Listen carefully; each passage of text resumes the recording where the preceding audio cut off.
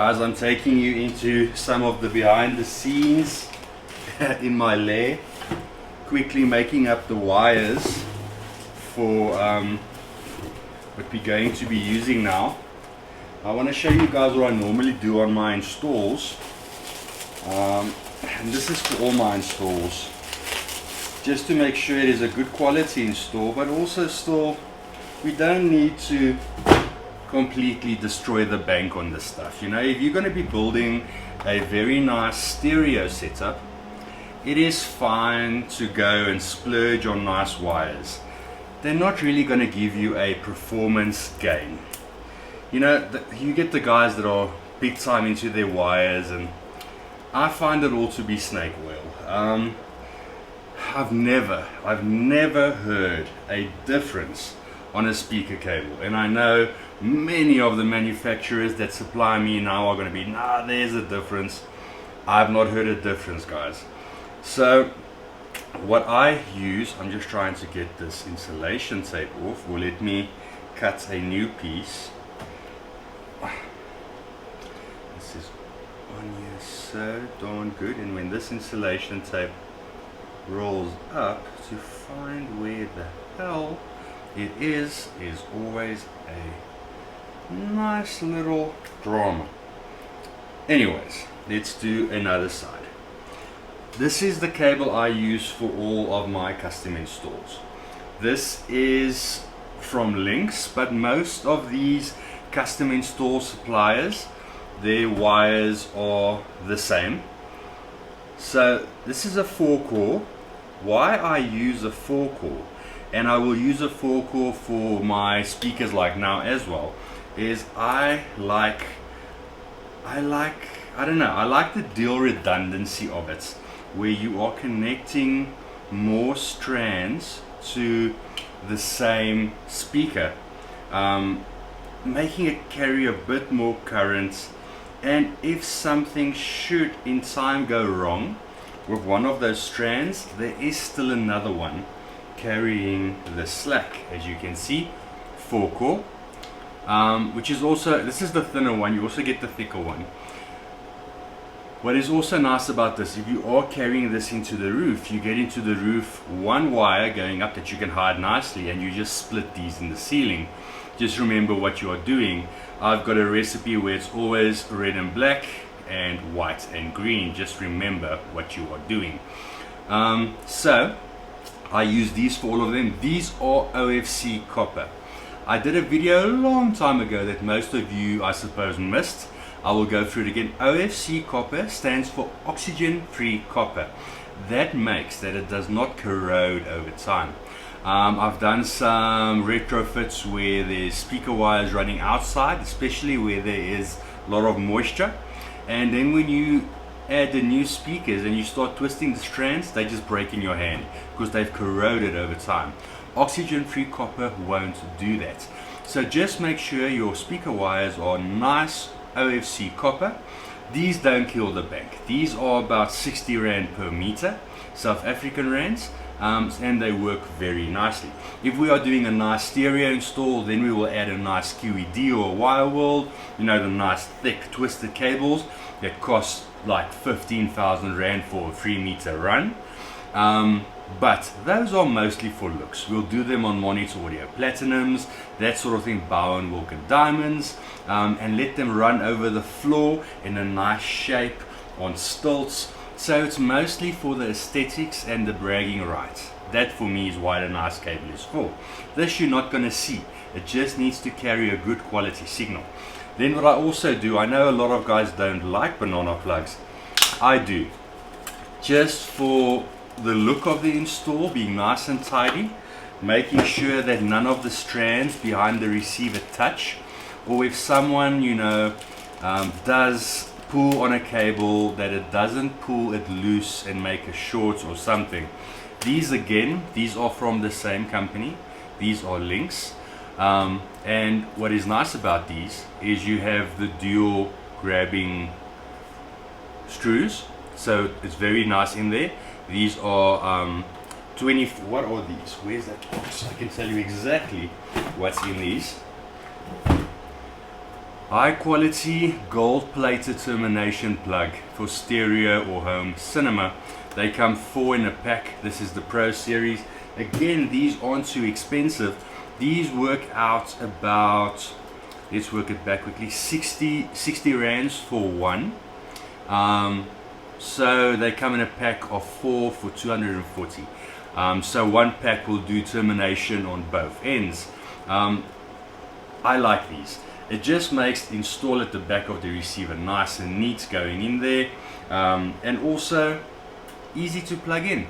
Now if you have a install where you can't really see nicely at the back, now to keep your balance and try and hold this and make sure it's there, make sure the strands aren't touching. On this we connect them up nicely, we plug them in, label them, quick and easy. I'm quickly going to do these. I'll show you what they look like when I'm done. I've split all the ends on my wires now. Sorry if you do hear the noise in here, our house is green, so it is on solar, so that's the inverters doing their thing. I normally now I'm going to connect, make the 4 into 2. So try when you do this, if you do it a lot, to always do it the same, so it comes as nature, that you don't make a mistake. Because if you do make a mistake here, having maybe the white and the green and the red and the black, you will short out the unit. So make sure you do this correctly. So for me it's always, if I'm running 2 different sets of this and I'm splitting it, it will be the red and the black, which will be the normal one, and then the white will be my red and the green will be my black. So now I will be combining the red and the white, twist them nice and tight, the green and the red, twist them nice and tight, and I've already done it on the other end. That is my 3 meter length that I'm going to need now. Grab your plugs. At this point in time it's not necessary to do colors, because the color sleeve you can put on any one you want. So just make sure I've loosened the screws to where there's a nice gap, and these can accept thick wire, so this is not going to be a problem. Then you just stick it in there nice and as deep as you can. Take your screwdriver, flathead on these, and just twist them in until it's nice and firm. Do the other one, 2 screws for dual redundancy. As you can see, there's a theme here, wires are doubled up, the screws are doubled up, so redundancy, redundancy, redundancy. For us as custom installers, every time we need to go back to a project, it's time and money that we do not get paid for, unless it's something on the client side. But if it's something like this that came loose, you know, so make sure everything is perfect. Now if you can see, I can pull this as hard as I want, it's not coming off there. Now we have that. So why we have the sleeve, if this now touches, again we have a short, so we have the sleeves. So now look where your red and white is, and you take your red sleeve and you put it over that, nice and tight. I've seen some of these links ones, they go in nice and tight and they won't rattle loose of base. The cheapy ones, the Nakamichi plugs, they look the same, they're cheaper, they're not the same. Those with time, the bass rattles loose, and I've listened to music, it's like, where's that rattle coming from? And this sleeve, this is what happens. So I'm not going to tighten this one down. You hear that? With the bass, that's what happens. So tighten it nice and down. This one has like sort of, when you get to the end, it goes in more resistance like so. No rattling unless they touch each other. But yeah, so that's it nicely now. No interference from that, no shorting out. Very cool. Just go and plug them into the unit. That's going to be the one side. I'm going to do the other side now, but that is why I like to use banana plugs. Nice and easy to put in, and it just looks cool as well. It's not going to add anything in the way of sound, it just looks cool. Okay, so there we are, ready to go install. I have my 2 lengths of 3 meters terminated at both ends. This a lot of time for the guys is a grudge purchase, because you've now bought your amplifier, you've bought your speakers, all the money has been spent, right? No, it's not. These 2 lengths, just 3 meters, and this is doing it cost effectively, but still quality, but let's call it cost plus one, because it's you can go cheaper than this, but I would not. This is where I would start, and this is where I do start. These two pieces with the terminations works you out about $1,000. If I work it back into dollars, what's that, about $50?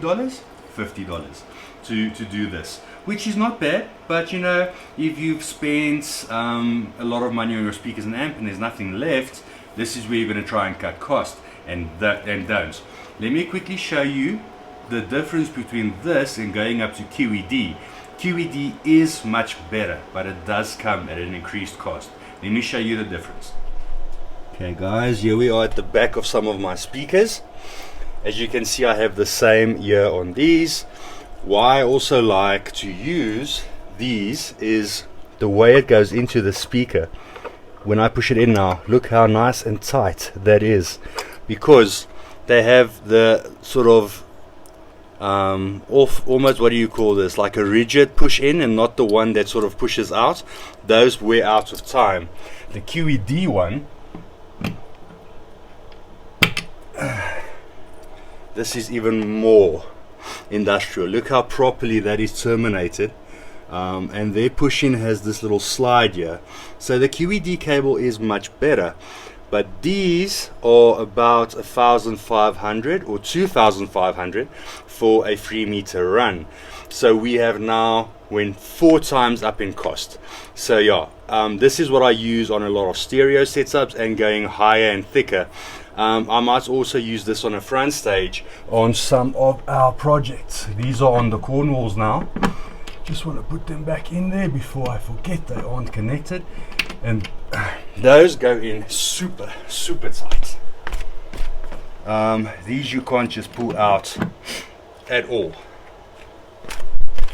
So I hope that shows you the difference in, so that's the QEDs. Those I just made up as well, and these are the ones I made now.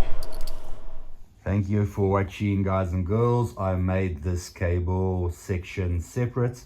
By request, many guys have asked for it to be separate, because I know the previous video was a bit long. So yes, for all of you guys, hope you find it useful. As always, if you did, please like and subscribe. Stay safe till the next video. Cheers, bye.